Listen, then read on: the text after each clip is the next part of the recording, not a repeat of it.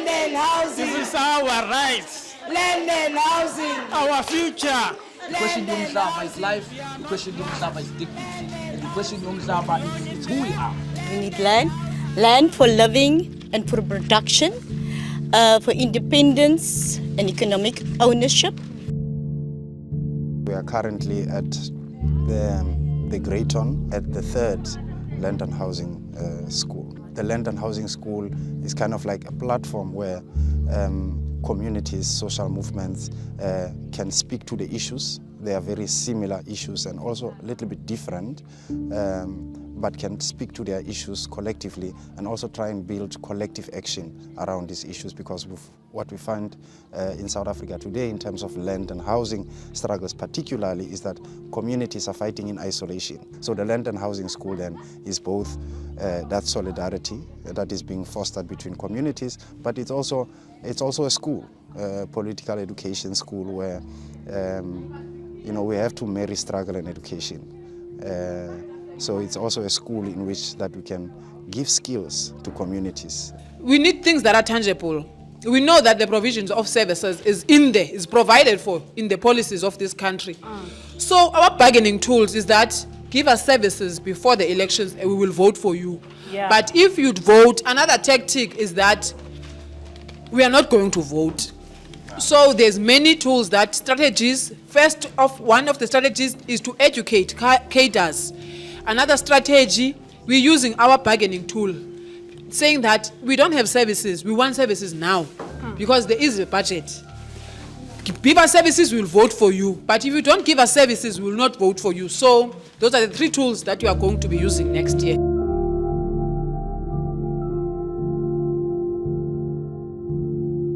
Coming from a big city, which is Cali, in the southern of Colombia, like the relationship, about the struggle of the land is mainly from the rural areas. That because of the armed conflict that we had during 60 years, between these Marxist guerrillas and the government, and paramilitaries who were armed groups financed by private owners, private companies that basically forcibly removed people from their land. So I was talking about the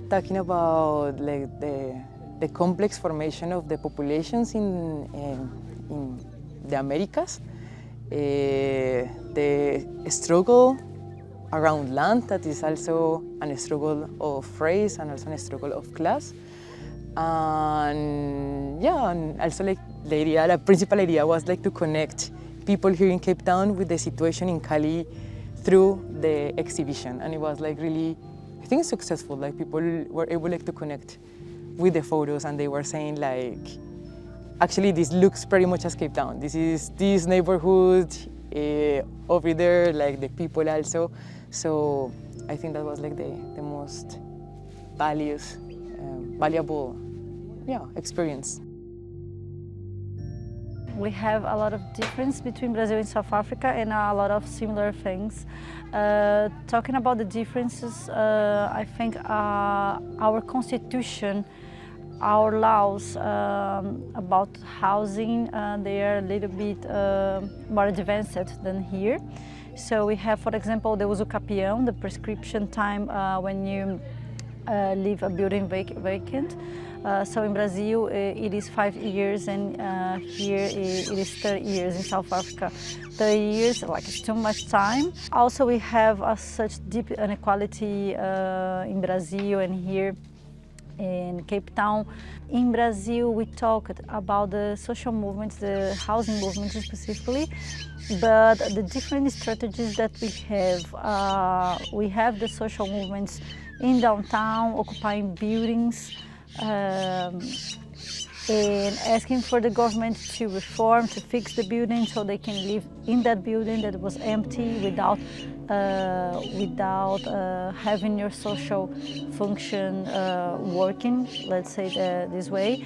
Also we have housing movements occupying lands in the peripheral areas of the city. this this waiting list for the housing programs, for example, it's pretty the same. The gentrification process is pretty the same. So we live in Bom Retiro, in São Paulo, and we're facing the same kind of gentrification that we can see in Woodstock. I think sometimes when we struggle, where we do struggle, we have a tunnel vision. We only see what we struggle for there where we are struggling. And I think what the weekend has done is to allow people to be exposed to other struggles in other parts of our country, of our city, and of the world too. And what those struggles mean for working class people. We need to always remember that we as the citizens are the solution. Housing!